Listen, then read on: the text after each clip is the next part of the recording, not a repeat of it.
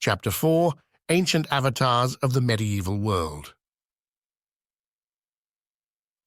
At the end of the last chapter, I promised that I would explain the economic shift that precipitated the possible mass migration of people and ideas from the Middle East into Europe.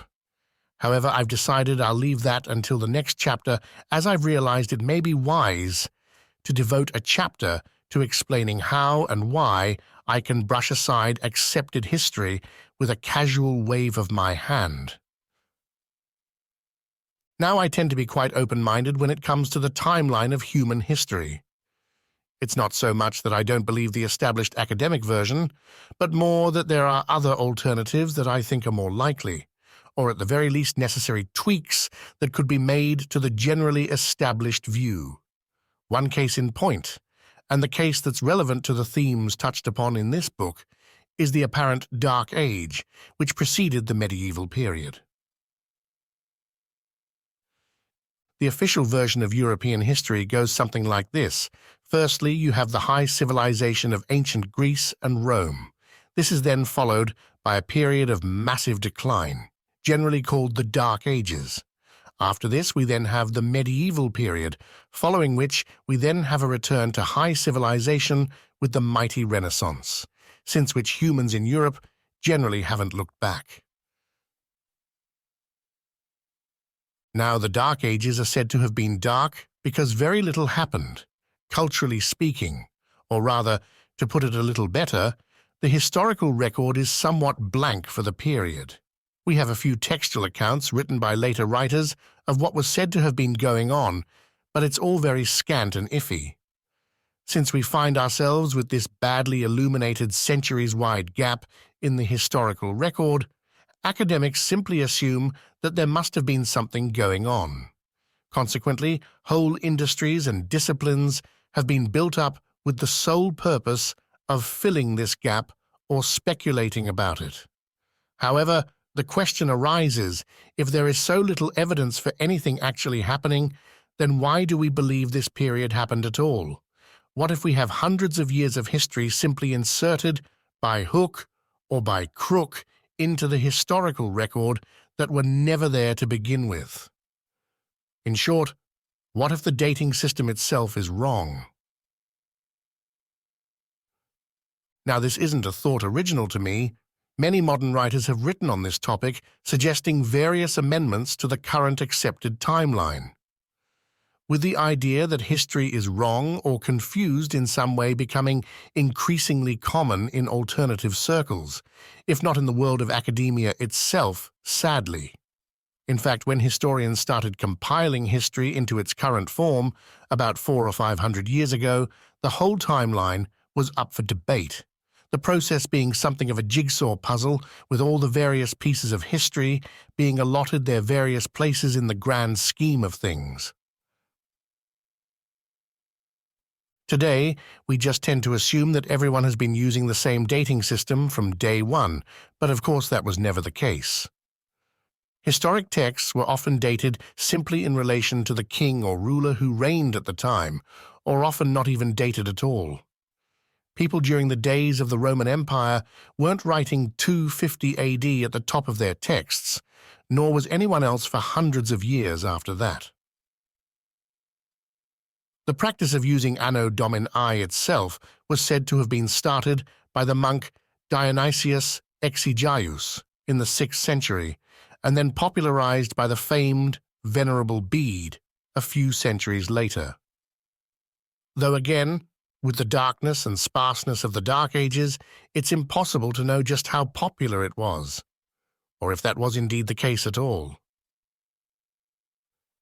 In reality, various calendars and dating practices were in common use all across the many cultures of Europe, right up until the Middle Ages and beyond. So the process of amalgamating all the various texts, traditions, and historic artifacts of European history into one coherent, flowing timeline was something of an onerous task for the Renaissance-era historians who attempted it. A process that was made even more difficult by the task of getting that history to fit in with the wider history of the world in general, and with biblical history too. Of course, the towering king-like figure in European history is Jesus Christ, and it's no coincidence that we ended up dating everything in relation to him. In fact, it's amazing that no one seems to find it the least bit odd that the Julian calendar was created just in time for the birth of Christ. The Julian calendar was said to have been implemented by Julius Caesar in 46 BC and then amended by his successor, Augustus, in the years following. It was the dominant calendar in the European world until it was superseded by the similar but slightly improved Gregorian calendar in the 16th century. To me, it seems just a little bit coincidental that the pagan Romans managed to create a whole new calendar just in time for the birth of little baby Jesus. This one fact alone would make me question the validity of the dating system we have, but nevertheless people seem to just accept that that's the way it all happened, without the slightest thought or even a pause for breath. Even science-minded academics seem to accept this Christ-centered calendar without question. Christianity is 2,000 years old, the calendar we use is also 2,000 years old, and it was implemented 2,000 years ago by non-Christians. The odds are quite impressive. It's easy to imagine how Christians could put this down to divine providence of some description, but it's a little harder to forgive academics for their lack of curiosity. Surely it's at least worthy of investigation. This calendar coincidence, along with the no-show of the Dark Ages, does provide a wonderful opportunity for academic outsiders to revise things, though. My general view is that we can simply dismiss anything pre the medieval period as largely unknown, or at best, as vaguely known. So we can essentially deem the medieval period an event horizon, before which everything is darkness. This then means we can try to fit most of the written European history into the period of the last 1,000 years or so, and that includes the writings of the ancient Greeks and Romans. Now, for clarity here, I should say that this is by no means a fixed view I have, more just a bias towards that line of thinking. Nor, again, is it an original view. As I noted earlier, many others have put forth a similar viewpoint. Most notably the Russian revisionist Anatoly Fomenko with his New Chronology series of books. The idea that the works of ancient Greece and Rome are products of a much later time may sound an odd concept to those unfamiliar with it. However, it appears much more rational once the novelty and heresy of the idea is overcome. For a start, just consider that mainstream timeline once again. The high civilization of Greece and Rome, then 1,000 years of relative darkness, then high civilization once again. This time courtesy of the Renaissance, itself inspired by the high civilization of ancient Greece and Rome. So, in effect, Europeans created high art, sculpture, architecture, literature, then completely forgot how to do it. Then started remembering again 1,000 or so years later. Compare this to European history after the medieval period. From the medieval period to the modern period, there's a linear progression in art, technology, music, architecture, and everything else. For example, medieval art looks primitive in comparison to Renaissance art, and we see a gradual improvement in things such as technique and perspective from the medieval to the Renaissance period. Then following this, things continue to progress in skill and technology all the way through to modern photography and Photoshop. This is a progression that can easily be seen, that makes sense, and that has no large gaps in its record. One continual sequence of graded improvement. However, with the timeline from the ancient world to the medieval and then into the Renaissance, that same progression is absent, and everything is jumping about back and forth. Art from ancient Rome looks massively superior to medieval art, and both of which put the lack of art in the Dark Age period to shame. It's almost like if an extra century of time had been accidentally inserted between the 19th and 20th centuries. People looking back in 1,000 years' time would see people with a high degree of technological advancement in the 19th century, followed by a century where people completely forgot how to utilize electricity and literacy. Then, followed by another century where people immediately invented the aeroplane. It would be reasonable for those people looking back to suspect that perhaps their historic timeline was somewhat messed up. Of course, that wouldn't necessarily mean that the inserted 100 years definitely didn't happen. It's plausible and possible that societies can advance, then regress, then re-advance again. Just as it's perfectly plausible that a period of Dark Age regression could have occurred in the middle of European history. In fact, that's so plausible that for the last 500 years or so, plenty of intelligent men and women have believed just that. However, it does mean that the possibility that the timeline is messed up in some way is something worthy of study and investigation. It would be a reasonable thing to consider. The parallels are quite obvious once one begins to look. For starters, the ancient Roman and Greek cultures have their later parallels in the Holy Roman Empire in the west and the Greek Byzantine Empire in the east. Then, when we look further, we often find that the evidence for the famous figures and ideas of the ancient world tend not to actually date back much further than the medieval period. A good case in point is the famed astronomer and geographer Claudius Ptolemy.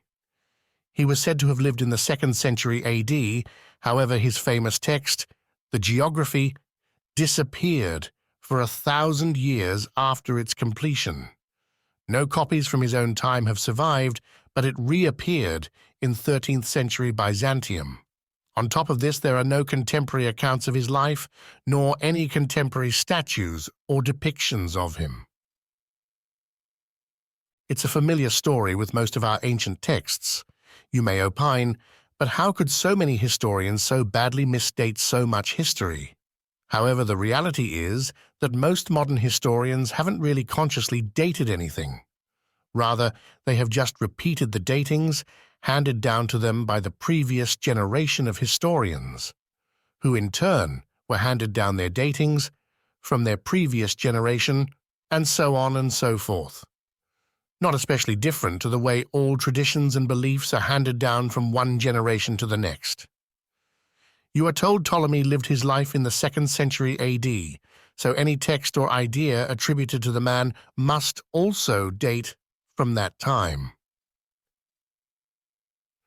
As for how these individual texts, or the various people who are said to have written them, came to be thought of as ancient, there are numerous possible explanations.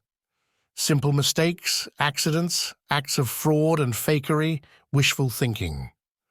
All these things can lead to items being misrepresented as something other than they are. Perhaps the most potent driver of such misrepresentation is the human tendency to put great value on things that are old, which often leads us to desire that the things we possess or put value in are much more ancient than is really the case. That look on a person's face when they're told on the Antiques Roadshow that their antique vase isn't quite as old as they thought it was is a classic example. It's still the exact same vase, but somehow it ceases to be as beautiful. The lack of heritage and prestige makes it less desirable and likewise less expensive. Similarly, a written text, whatever its content, will have more value to people if they're told it was written by Aristotle in the world of ancient Greece than if it was scribbled by Steve from Rochdale relatively recently. In fact, Aristotle is another great case in point. There are countless texts attributed to the Greek philosopher, all of which were, as a matter of fact, said to be the work of the great man himself when they were first in circulation in the Middle Age or Renaissance period. However, thanks to numerous anachronisms and inconsistencies, many are now deemed by historians to be the work of other authors. These works are now stated to be the work of various pseudo-Aristotles. a general cognomen given to the unknown authors to distinguish these works from the works of the real Aristotle. A real Aristotle who was said to be the tutor of the famed Alexander the Great, no less. It's similar with the works attributed to Caesar. He was said to have authored numerous works during his lifetime, though only 5 such have survived, all of which are war commentaries, essentially journals of his conquests. Modern scholars believe that 2 of these, the Gallic Wars and the Civil War, were written by him. However, the other 3 works, though classically attributed to him, are now thought to be the work of other authors. Now you would think that the doubt over 3 of the works would lead scholars to doubt the veracity of the other 2, but no. For instance, were I to tell you that I owned 5 paintings by Rembrandt, and you discovered that 3 were not Rembrandt's at all, would you be willing to put your faith and your cash in the provenance of the other 2? Scholars, however, are not so cynical, it seems. Plus, everyone wants these to be the work of Caesar, so it would take a hard heart to come and spoil the party. The art analogy is quite a good one, actually, and the large amount of fakery in the art world is something we're all much more familiar with. The motive is obvious. You have art dealers and connoisseurs searching out lost works by the past masters. Likewise, you have modern artists with abundant technical skill, but doomed to wallow in poverty, painting their unwanted works. The temptation to paint something in the style of a dead great and pass it off as a genuine work is perfectly rational, if not somewhat illegal and immoral. The artist makes some money and gets the smug satisfaction of seeing his work sitting in a gallery amongst the greats. The patrons get their much-longed-for masterpiece. The dealer gets his cut. The market forces alone make it rational to suspect, if not presume forgery, when any new painting is miraculously discovered. The same market exists for ancient texts, and no doubt the same levels of forgery have abounded. The formula exactly the same. Famous name plus very old equals very expensive. It's perhaps reasonable to suspect that most of our historical artifacts are fake, or at the very least, misdated and misattributed. I have a guitar in my attic that once belonged to Chuck Berry. You may not believe me, but someone else might. And they might be willing to pay good money based on that belief. Once they've bought it, their faith will no doubt be further entrenched. Who would want to admit to themselves, let alone to others, that something they've invested so much time, money, and emotion in was a simple act of fabrication all along? Is a statue or document in the British Museum any different to this? Is the emotional and financial investment not somewhat similar, if not even greater? There's also another very human tendency that may play a large part in this confusion we see between the medieval and ancient world. This is the desire for anonymity. Imagine you're a writer expressing your opinions in the medieval world. Would you necessarily want everyone to know that you were the author, especially if you were living in a time of religious intolerance or persecution? It's quite likely you'd be tempted to use some kind of pseudonym. There's likewise the desire to have an attractive, impressive-sounding name when you're publishing something. This is true both for the actual author and for the publisher trying to sell the books.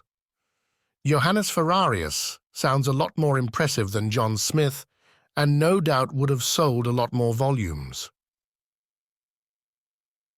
This Latinization of names, along with the other various pseudonyms people may have used, could have often led to confusion on the part of later readers and historians. For example, it would be quite easy for someone to find a John Smith in the historical record, living in, let's say, rural England, and simply not realize that that seeming rustic bumpkin also wrote texts under the fancy-sounding name Hermeticus the Great, or whatever the case may have been. It would be easy, and perhaps quite likely, that a person would just assume that these two names found in the historic record were two completely different people, perhaps even two people living in completely different centuries. It's much like with the internet today. People often use various exotic-sounding avatars when they're gaming or expressing their opinions online. Dominator X339 on Twitter may in fact be Greg the accountant from down the road. But you'd never know this from simply viewing his profile. This anonymity allows us to express our views with less fear of repercussion. It also allows us to present an image of ourselves to the wider world that we feel will be more successful or appealing, or that just looks and feels cooler. Avatars also allow us to indulge our fantasies to some extent. In fact, you could argue that the ancient world was in some sense a fantasy world created in the textbooks of medieval and Renaissance writers. A virtual world where novel and controversial ideas could be expressed and explored without fear of repercussion, where social and political structures could be shared and envisioned, and where personal fantasies could be enacted out. A humanist precursor to the fantasy worlds we indulge ourselves in online today. Perhaps these humanist authors then helped make these fantasies become political reality to some extent in the heady days of the Renaissance and in the centuries following. Today it seems we place our visions for society in the future. We create our futuristic science fiction stories, then chase those utopian technological visions in reality. In earlier times, it seems they placed their visions in the past, as examples to be copied. Did ancient Greek democracy really exist the way we're told it did? Maybe not. Yet by the same token, we could also ask, would we have democracy today if such a vision wasn't set out and explored in these supposedly ancient texts? Perhaps the belief people had in the reality of these ancient, more enlightened times gave them the confidence to believe that such worlds could be recreated in the present. In a way, it makes perfect sense. You could perhaps even describe such faked history, if indeed it was faked, as a noble lie. If you tell someone they should fight for their liberty, they'll do it all the more readily if they feel they have an ancient tradition pertaining to that liberty. It sets a precedent that proves it has been done, therefore it can be done again, without which the task may just appear as a hopeless dream. If people feel like they've had something stolen, they'll fight for it back, but if they never had it to begin with, they'll lack the confidence that they can ever have it. It's like if you tell someone who's earning £15 an hour they should ask their boss for a pay rise. They'll feel like they're taking a liberty and will shy away from asking for an increase. However, if you tell them that the guy doing the job before them was getting £20 an hour, they'll feel smited and demand parity. This is perhaps why inflation is such a grand illusion. It gives us all the impression that we're earning more money than our forebears, though quite often the opposite may indeed be the case. Returning to pseudonyms, it's also worth noting that today authors often write under pen names for similar reasons. In fact, I could be writing under a pen name right now. The question would then be, how would someone reading this know if I was or wasn't? Would they be bothered? And would they bother going to the effort to find out even if they were? Most people generally take things on face value simply because it's much easier and much less time-consuming. This is another tendency that makes it easy to fool people, either accidentally or on purpose. It stands to reason that the whole of history is filled with such misunderstandings and twisted knots. So once again, it's always reasonable to try to have an open mind. It's far too easy to be wrong about something. Just for the record, I'm not writing under a pseudonym, nor would I ever missell a guitar as once belonging to Chuck Berry.